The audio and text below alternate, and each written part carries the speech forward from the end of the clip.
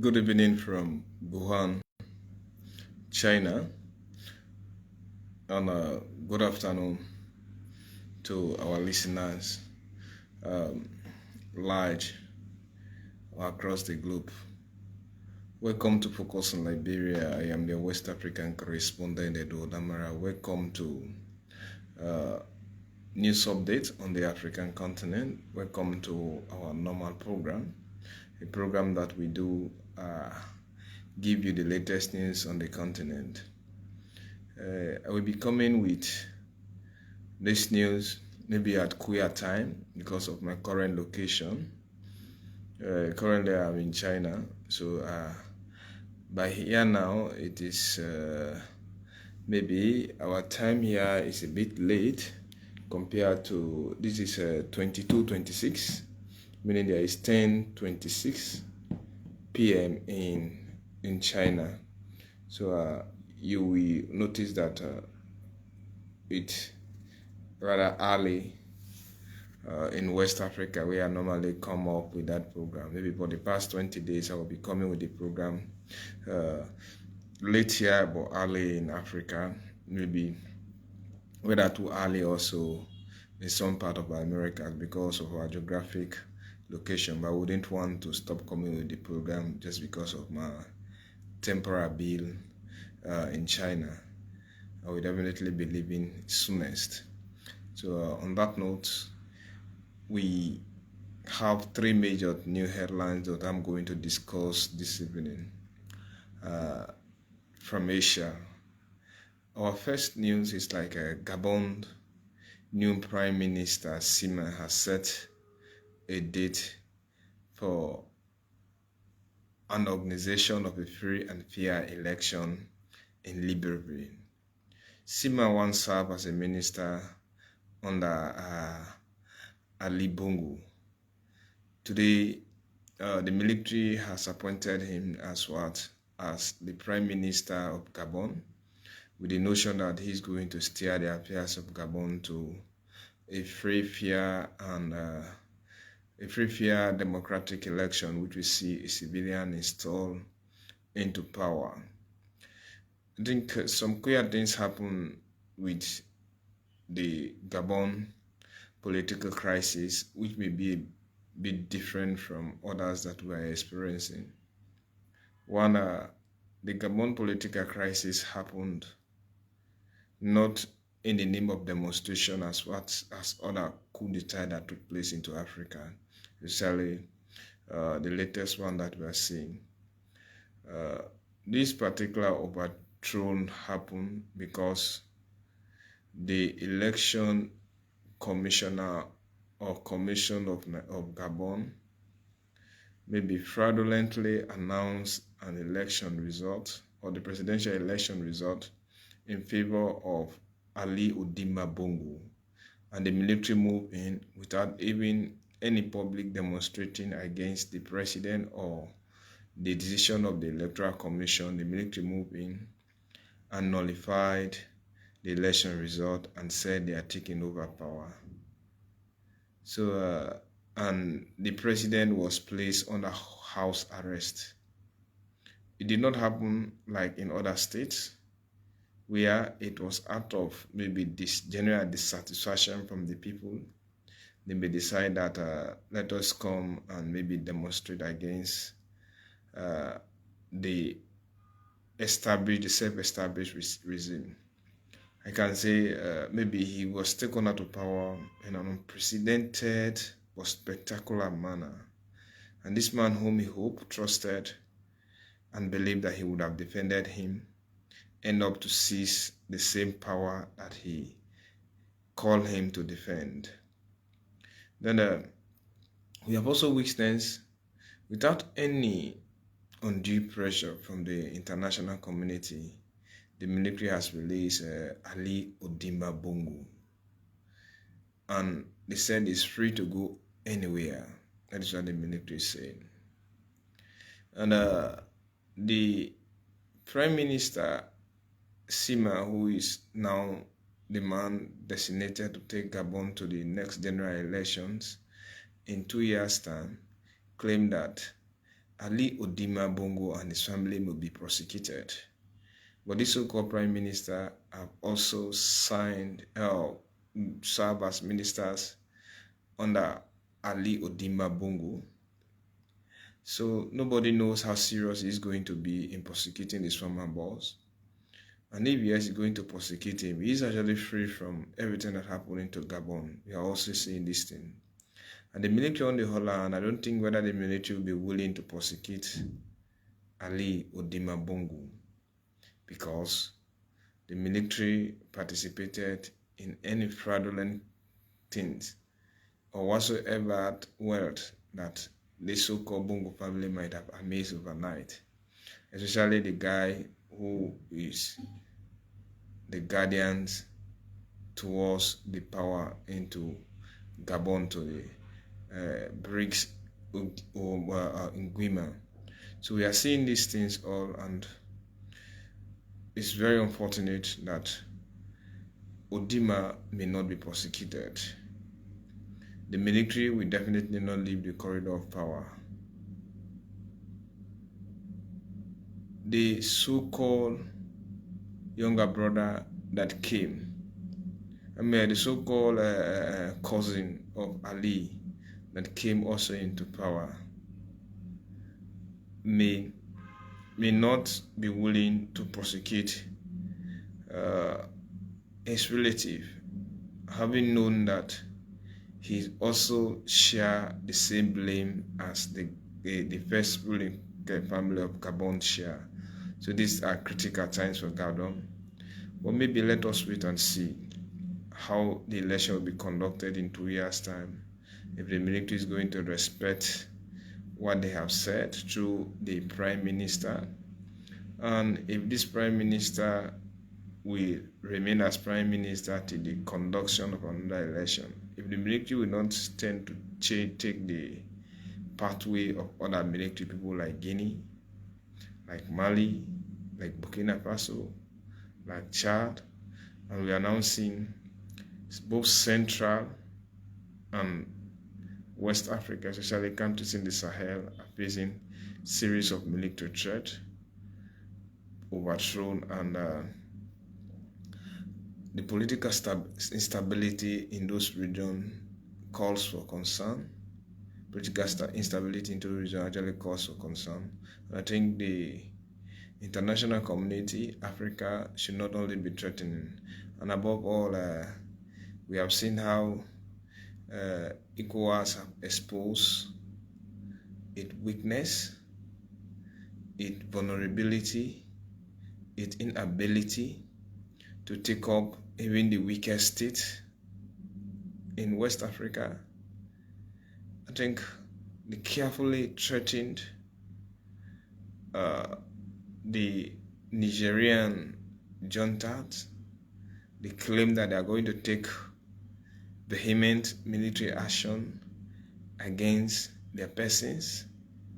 They threatened with sanctions. Those guys were not moved. They fell on petard. They couldn't even wrinkle their eyes. They were carefully solidified, and we saw how spectacularly ECOWAS lies, how spectacularly they have failed. To me, it's not a peculiarity. I really knew before this time that ECOWAS is like a toothless bulldog, the backbone does not bite, and we are not in any position to take off a military action against the junta regime in Niger, because the surrounding of Niger are all thrown into political chaos, and Nigeria would have also gone into a huge pandemonium if they had done that. And since then, we have seen maybe negotiation about negotiation is what we are seeing. Of course, Abubakar Salami, one of the former military head of state in Nigeria, is still leading the negotiation, but the military is saying that they are not afraid to negotiate, neither do they negotiate out of fear. Maybe our leaders need to start respecting the constitution, and from there we can have a better Africa.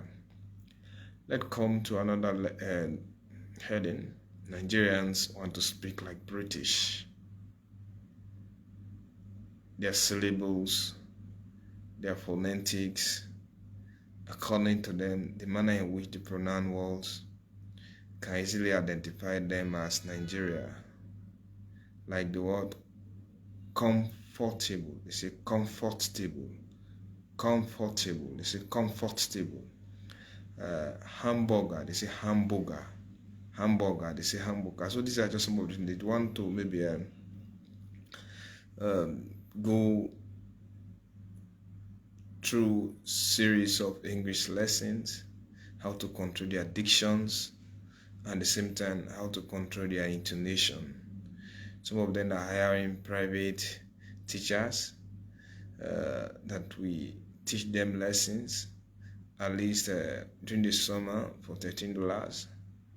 And that range, the value of that money can only be carefully and explicitly narrated into one's own local currency, depending on the ratio of a dollar to your own currency, especially like the Naira.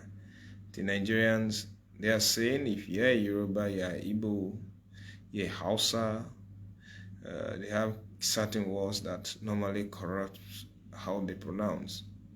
Of course, we have seen many a time, immediately somebody speaks, you will understand where he is coming from, especially like Nigerians, Ghanaians, they can easily be identified. Maybe some of us also attended school in Sierra Leone, and we share both Liberian and Sierra Leonean citizenship. And some attended school in places like Nigeria, Ghana, and the Gambia. But I think among these 4 British-speaking West Africa countries, I mean Sierra Leone, the Gambia, Ghana, and Nigeria. When somebody speaks from this country, you will understand which country that person is coming from, especially Ghanaians, the Nigerians, and I think the Gambians can easily be identified, unlike the Sierra Leoneans. However, even in Sierra Leone, not everybody speaks eloquently, and not everybody pronounces words with a careful British phonetic. Our dictions are also corrupt, but I think unlike those other countries, except otherwise, one cannot just speak, you say this person is a Sierra Leonean. But normally, if a Nigerian opens his mouth to speak, you can easily identify them. Maybe if a Ghanaian does, you will also know. Even the Gambian, the way they talk, you will definitely know that these people are definitely from Gambia. But I think in the nutshell, Nigerians has proven exceptionally well. They are eloquent, maybe because of the quality of their population. And of course, they have contributed, or they are still contributing to the entertainment industry into Africa, especially their music and Nollywood movies. So all of those things. But some of them are now taking extra classes, lessons to ensure that they have control over their dictions and intonation and how to speak like a pure British person. But I don't believe into this thing though. I am an African. I got my mother tongue. English is not my first language. It's just a language of choice, especially because of those who colonize us. And if I want to get employment, maybe I must learn how to speak, not only speak, but also speak perfectly, so that maybe my audience can listen to me. But certain wordings, when they pronounce them, maybe it can't. It can place a person into an ambiguous position. Maybe they want to create a good atmosphere of ambience, and maybe that ambivalent thing should just be deleted from what they normally do. So they are now having classes, extra summer classes, to ensure that their pronunciations and intonations purely resemble that of the British. Finally, we're in Ghana, Mali. Over 29 people also lost their life, maybe through an Islamic attack on a boat. Al-Qaeda network operating to Mali. We are seeing the Timbuktu region, Tuareg rebels, and other people. It is unfortunate that Malians are facing perpetual problems, even though the military took over. Sometimes we normally say the khaki boys are not the solution to problems, so nobody should rely or rekindle your hope into these guys. Now, I don't know, are they worried to protect themselves against the international community? Are they worried for an internal coup d'etat not to take place? Are they worried to prevent the war escalating into Mali?